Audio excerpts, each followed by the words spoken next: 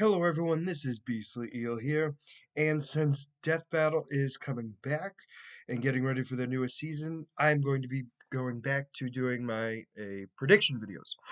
So the first Death Battle of the season is going to be the Atom from DC Universe versus the Ant-Man from Marvel. Now, it is under the impression that they're using the first characters to wear or don the outfit.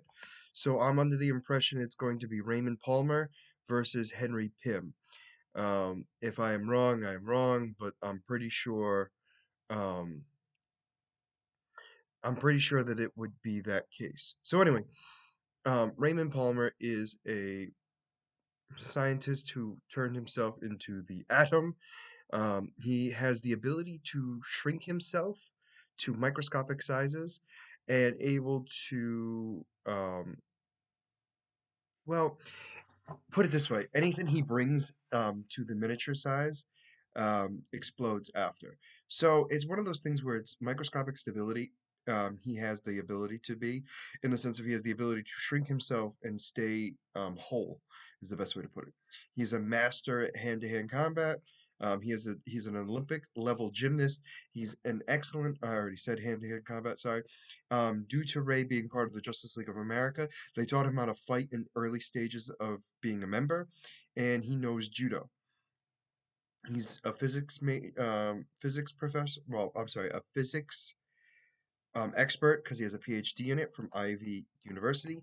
He has swordsmanship. He has the ability to use a long sword, and has acrobatics. Apparently, the Flash has stated that he is not nearly as agile as the Atom, which I find very interesting.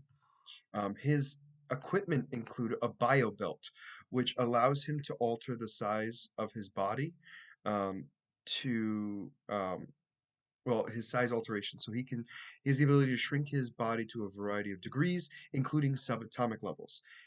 He can, however, only go up to his natural 6 foot stature um, as his height.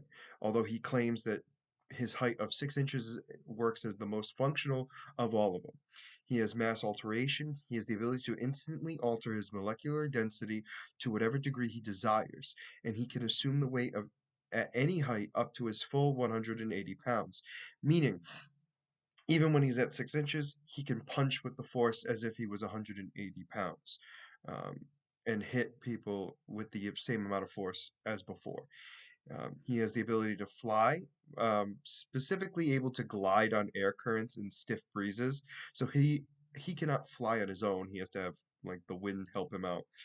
His favorite travel method by him, he was called to some location on telephone, and when intended to answer the phone, he could shrink down enough to literally travel through the phone lines in a second to emerge out of the answering phone. That's very interesting.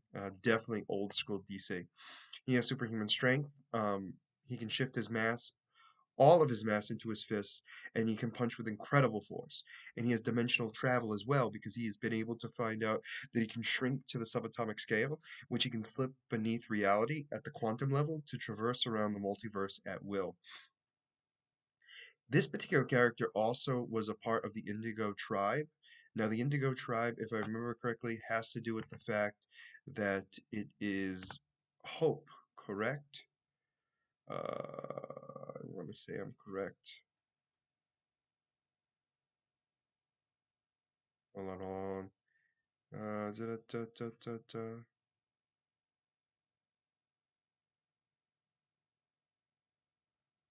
No, it's not. Oh, compassion. Sorry, Indigo is compassion. So he has the potential of having the compassion strong enough to be a part of the Indigo um, Lantern Corps. But we are not using that as part of his abilities in this sense, but it's just the fact that it shows more of his personality. Personality wise, though, he doesn't seem to have any problems. I mean, he's a highly intelligent person. Um, he's dedicated. Once started working on a problem, there's absolutely no stopping him. He's very single-minded. There's something that might be a little bit different for him. So he's very kind of single-minded in the pursuit of his goals. So he's won't deviate from that, which is very interesting to see. So that's pretty much the Atom. One of the big things I've noticed too, and we'll talk about this a little bit after, but he doesn't grow past the 6 feet. And we'll talk about this with Hank Pym. So Hank Pym, first off, is um, the very first atom. He was the one that created the Pym particles that turned him into the Ant-Man. Now, one of the biggest things that he's done, he's created some horrible creatures, specifically Ultron, along with Iron Man, or specifically Tony Stark. One thing that I've learned though is the big difference in Hank Pym and Scott Lang is Hank Pym is mentally unstable. Um, so we will go into that in more detail. So his powers are self-shrinking. He possesses the ability to reduce himself to the size of an ant, approximately half an inch in height, by means of subatomic particles known as Pym particles. The nature, the source, and the mechanics of the Pym particles remain unrevealed. And originally, Pym had inhaled the gas and drank a potion containing Pym particles, and the particles would interact with the electrical impulses of his brain, creating an organism-wide reducing field. Thus activated, the field reduces his entire body at a uniform rate to a smaller size that he desires. Although he usually chose to reduce himself to 1/2 inch in height, he could reduce his size to any size between that and his normal size, so even at subatomic levels. Uh, he also has gigantification. Um, he also discovered the Pym particles, which react with his brain, can enable him to grow to gigantic heights. The growth process requires a um, rapid in his bodily mass. So what would happen is his mass would have to increase significantly to fortify all his cellular tissue, including his bones and muscles, enabling him to support his increased weight and giving him superhuman strength and durability. Apparently, though, this causes some severe health problems due to the strain on his body. Um, so that's one other thing that is a problem as well. He also has the ability to enter other planes of existence because he's able to shrink into submicroscopic um, levels. He can actually slip through the cracks of the subatomic universe or the microverse or the quantum realm, however you want to call it, one of the countless alternate universes across Earth, only by the mass shunting process, such as shrinking down to enter the microverse or the quantum realm in the MCU specifically. And on one occasion, growing into the plane inhabited such a cosmic being as the living tribunal and the in-betweener. His abilities include he is a super genius intellect. He is one of the foremost biochemists and also possesses considerable expertise in numerous scientific fields such as subatomic physics, robotics, cybernetics, artificial intelligence, which is where Ultron comes to be, programming, emergency medicine, um, optics, sorry. He is also referred to himself as one of the five smartest people on the planet, which makes him capable of rivaling others such as Reed Richards, and is regarded by the entity as the Earth's scientist supreme, which is interesting. Um, he also is a skilled combatant. Hank is skilled to hand-to-hand combat using special styles of unarmed combat depending on his size. If he is small, he takes the advantage of his opponent's larger form by assaulting points in his body that they would not expect to move, and not expect and move to another before he's detected. When he's a giant, he's able to take advantage of his own massive size and uses attacks that would either throw them off balance or render them unconscious before they could even concoct a better strategy against him. He has used some training in judo, karate, and wrestling, and he has also been trained by Captain America in unarmed combat by making him a better fighter. He's also a trained scuba diver, capable pilot of aircraft ranging from conventional helicopters to high-tech vehicles such as the Avengers Quinjet. As we talked about, he's a martial artist. Other attributes, which is not a good thing, is his mental difficulties. He has suffered a series of mental breakdowns over the years, including one where he actually separated his personality from Hank and called himself the Yellow Jacket, in claiming that he actually killed Hank Pym. And he eventually identified as suffering from bipolar disorder. So one of the big things that I've realized, or I did realize, I should say, is his paraphernalia. So he has this shrinking suit, um, most of the time, but he's actually able to do it without the suit, which I found interesting.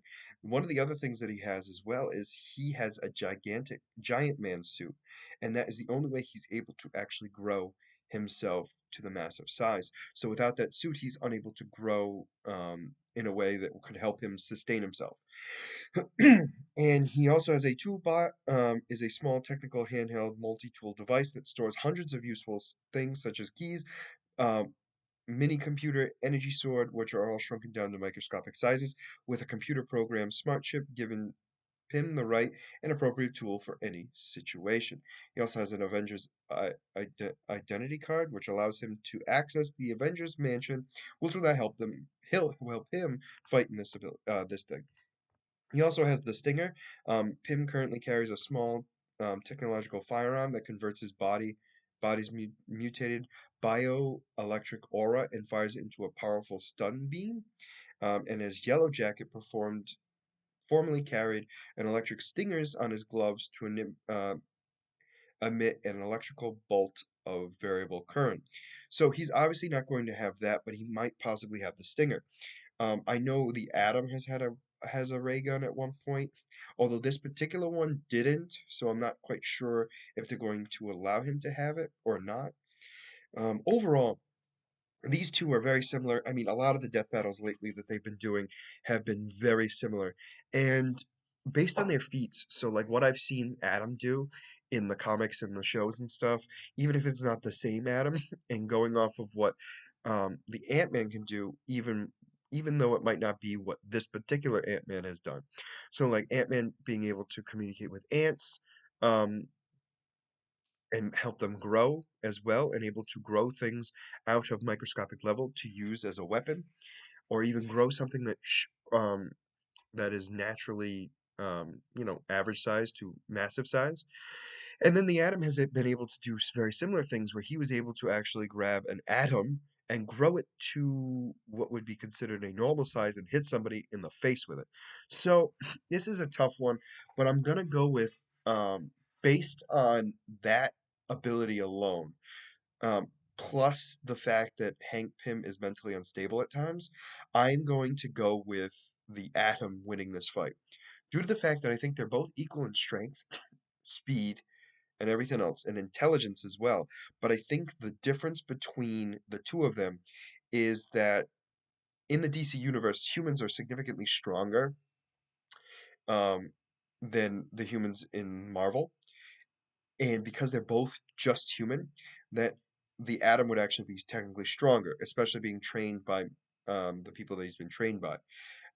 Also, the fact that he can grow an atom and use it as a weapon, to me, even if it's not canon, I'm using that as my example because he's been able to do it in some of the fighting games. And I know people are going to argue that it's not the same atom.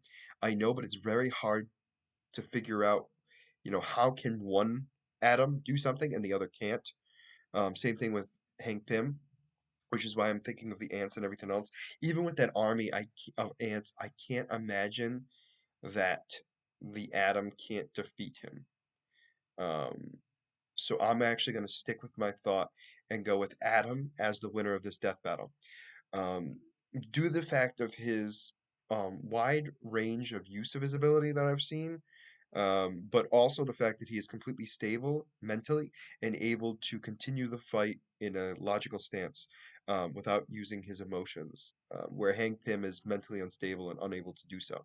So that's who I'm sticking with. Let me know in the comments, do you agree with me? Do you disagree? Or just let me know who you think is going to win the death battle and why.